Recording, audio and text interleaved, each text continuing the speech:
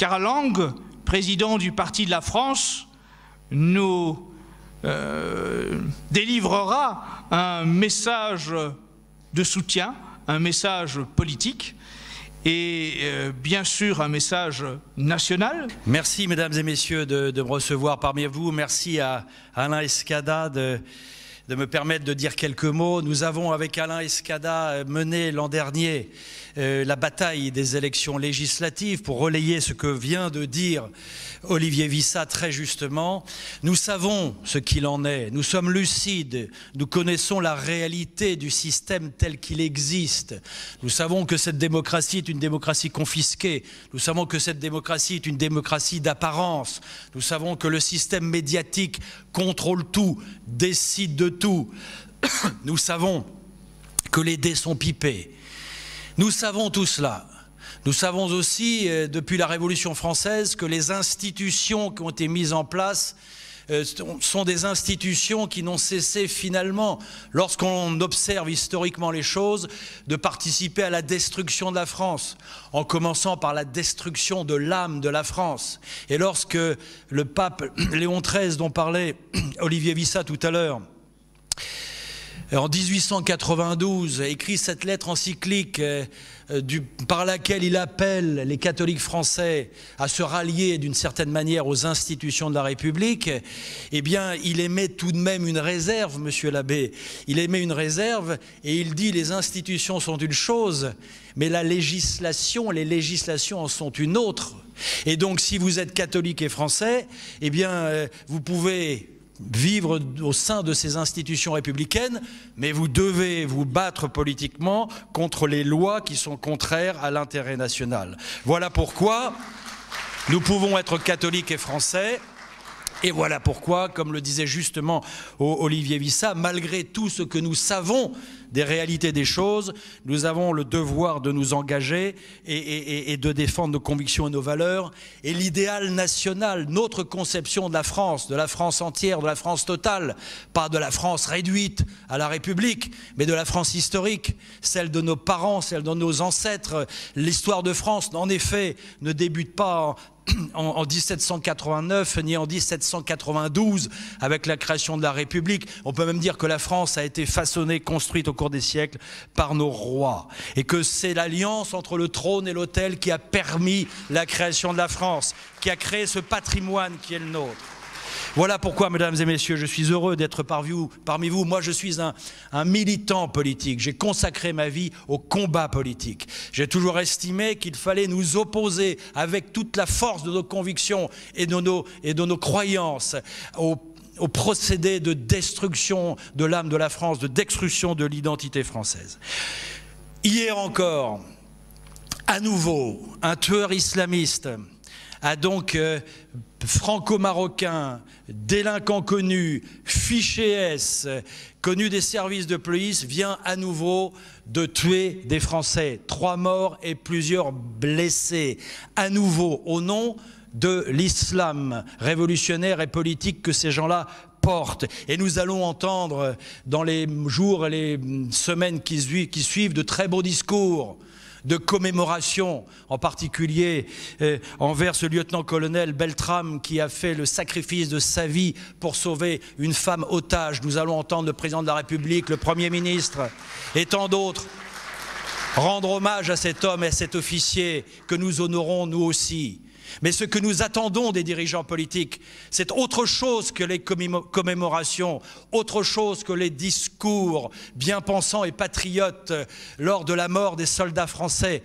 Nous voulons surtout que les actes soient en conformité avec les paroles et que la politique change de cap, que les politiques menées qui sont antinationales depuis des décennies redeviennent nationales et au service de la sécurité et du peuple français. Mais cela, ils ne le font pas. Mesdames et messieurs, j'ai retrouvé, comme suite à ces événements, quelques éléments d'information pour savoir à qui nous avons affaire. Ces militants islamistes, révolutionnaires et terroristes, ce ne sont pas, contrairement à ce que l'on vous dit, uniquement des désaxés ou des loups solitaires. Ils sont porteurs d'une idéologie islamique, d'une idéologie révolutionnaire, d'une idéologie de conquête. Nous savons, nous qui sommes restés des militants anticommunistes, nous avons combattu tout au long de notre vie cette idéologie communiste. Nous étions les seuls à dénoncer la barbarie soviétique, à dénoncer les camps, à dénoncer les déportations massives, à dénoncer la répression face à une classe politique soumise aux motifs que nous étions alliés de Staline durant la Deuxième Guerre mondiale. Eh bien, c'est nous qui avions raison. Et il aura fallu Alexandre Solzhenitsyn et les dissidents pour qu'enfin l'Occident découvre la réalité des goulags et des 100 millions de morts du communisme. Et nous qui étions des militants anticommunistes, nous étions montrés du doigt, culpabilisés, dénoncés, voués aux gémonies par les gens du système. Ce que nous avons vécu hier, en militant contre l'idéologie communiste, eh bien nous le vivons aujourd'hui en dénonçant l'idéologie islamique, l'idéologie islamiste, l'idéologie de cette terreur-là. Je l'ai déjà eu l'occasion de le dire, mais il faut le répéter pour ceux qui sont dans cette salle et ceux qui nous écoutent ou qui nous écouteront demain grâce à cette caméra de télévision, grâce à Facebook, grâce aux réseaux sociaux. Je vous rappelle quels sont les 5 commandements des frères musulmans, l'association islamique égyptienne du début du XXe siècle qui fonde l'idéologie islamique. Allah est notre but, le prophète est notre modèle, le Coran est notre loi, le djihad est notre vie, le martyr est notre vœu. On ne peut pas être plus clair que cela. Et il y a encore des naïfs qui vont nous expliquer que par un coup de baguette magique, les valeurs de la République vont républicaniser l'islam, que grâce à la laïcité républicaine, eh bien on va éclairer de l'idéologie, des lumières, l'islam et la parole du Coran. Mais ces gens-là sont des menteurs, ce sont des démagogues, ce sont des traîtres. Je vous ai trouvé aussi le credo des frères musulmans, le point 5.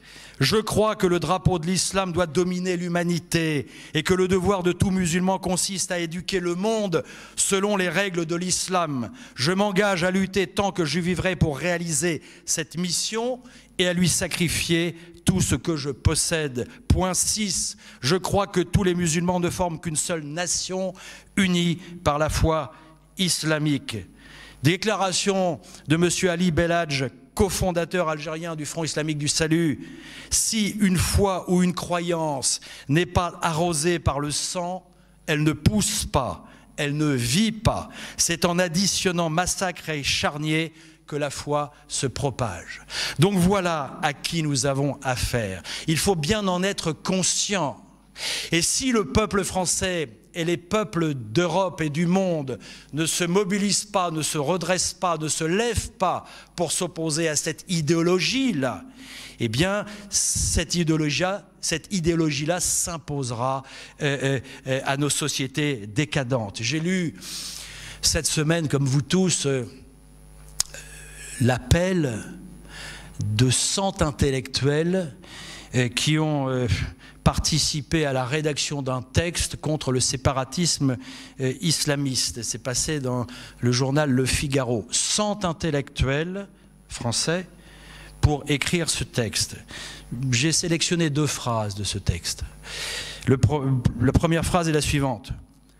Le nouveau totalitarisme islamiste cherche à gagner du terrain par tous les moyens et à passer pour une victime de l'intolérance.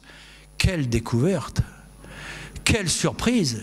Écoutez, j'espère qu'il y avait là les plus grandes sommités de l'université française, les grands intellectuels français, pour écrire ce que nous savons depuis toujours et pour dénoncer ce que nous dénonçons depuis toujours.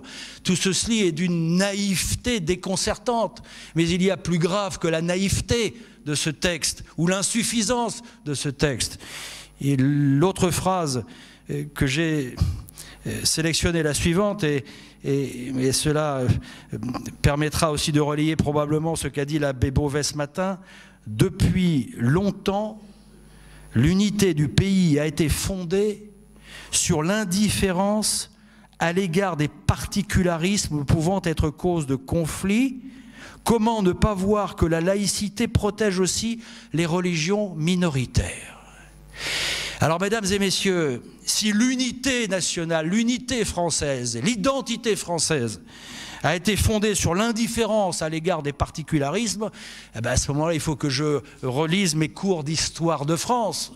Et si ces gens-là, comme ils le disent, comment ne pas voir que la laïcité protège aussi les religions minoritaires, s'ils ne comprennent pas en écrivant cela que c'est justement à partir de la laïcité républicaine que les islamistes s'organisent, puisque cette laïcité républicaine est neutre par rapport aux religions et qu'elle fait ipso facto le jeu de l'islamisation, d'autant plus que cette laïcité républicaine est issue de cette dérive que j'appelle moi républicaniste. Au cours de l'histoire de la Troisième République, nous le savons tous ici, mais il faut le répéter, le dire et le répéter, cette République s'est organisée afin de détruire l'identité catholique de la France.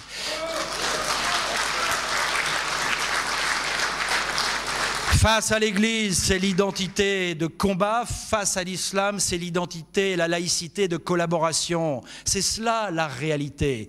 Alors c'est bien que ces centres intellectuels découvrent ce que nous savons tous. Cela va dans le bon sens. Mais sur le fond, sur l'essentiel, ils se trompent et ils ne comprennent pas que nous avons affaire à des hommes qui ne cherchent pas le séparatisme islamiste. Non, ça ne leur suffit pas, le séparatisme islamiste. Ils veulent faire des nations, des États d'Europe, des républiques islamistes. Ils ne se contenteront pas de petites parts de ces républiques. Ils voudront tout au nom de l'islam révolutionnaire. Et face à cela, je le dis et je le répète, ce ne sont pas les valeurs de la République ou les pseudo-valeurs de la République qui pourront s'opposer à l'identité conquérante de cette idéologie-là. C'est en nous appuyant sur nos propres valeurs, nos traditions, notre histoire, notre identité, qui nous sommes, que nous serons en mesure de relever de défis qui n'est pas qu'un défi politique, mais qui est, nous le savons, un défi de civilisation. Alors, mesdames et messieurs, je vous appelle à participer à ce combat de résistance nationale, de redressement national. Le principe national n'est pas celui qui était porté par la terreur de Robespierre. La doctrine nationale, le principe national, c'est le principe de l'intérêt national et de la défense du peuple français, de la défense de la patrie française. Tant que nous avons la chance de préserver notre identité et peut-être notre unité, eh bien nous nous donnons les moyens politiques et historiques de rester les maîtres de notre destin. Si nous acceptons de reculer, d'abandonner tout cela, eh bien nous serons livrés, mesdames et messieurs, au tsunami du mondialisme économique, au tsunami de l'islamisme révolutionnaire, et nous ne serons plus en situation de préserver et de défendre l'héritage qui est le nôtre. Voilà pourquoi nous ne pouvons pas rester spectateurs. Voilà pourquoi je vous appelle à l'engagement, et en particulier un mot pour ceux de mes camarades ou anciens camarades politiques qui étaient au Front National de Jean-Marie Le Pen ou qui sont encore au Front National de Jean-Marie Le Pen. Beaucoup me disent « Mais Karl, à quoi sert tout cela? Pourquoi fais-tu cela? Tu ne passes pas à la télévision, vous présentez des candidats des élections alors que ces candidatures ne sont pas remboursées par l'État. À quoi cela donc sert-il » Et d'autres me disaient aussi, il faut prendre acte que la principale force politique, c'est Madame Le Pen et son parti politique. Alors de reculade en reculade, de reniement en reniement, de concession en concession, d'abandon en abandon, eh bien j'ai observé avec la plus grande majorité d'entre vous, je le crois, le déclin, les reniements du parti politique dont a hérité Madame Le Pen. J'attendais qu'elle aille au bout de sa logique, après avoir abandonné les valeurs qui sont les nôtres, après avoir exclu son père du parti qu'il avait fondé et qui lui avait transmis. Elle va au bout de sa logique et c'est tant mieux, elle change le nom du Front National. Elle aura ainsi liquidé nos idées, elle aura liquidé le président fondateur du Front National et liquidé le parti politique dont elle est l'héritière. Voilà la réalité. Et maintenant, que fait-on? Il va bien falloir que le discours, les valeurs, les principes, les idées, l'idéal, l'éthique de la droite nationale soient portés, soient défendus. Qui d'autre que nous-mêmes allons pouvoir le mener et le faire? Voilà pourquoi, mesdames et messieurs, renoncer, c'est disparaître. Voilà pourquoi mener ce combat culturel, associatif, spirituel qui est le vôtre avec l'association Civitas, cela participe du combat de résistance nationale, mais n'abandonnez pas aux autres le terrain électoral, quelle que soit la situation, quelle que soit la réalité du terrain. Menons cette bataille pour la patrie, pour le peuple français. Vive la France!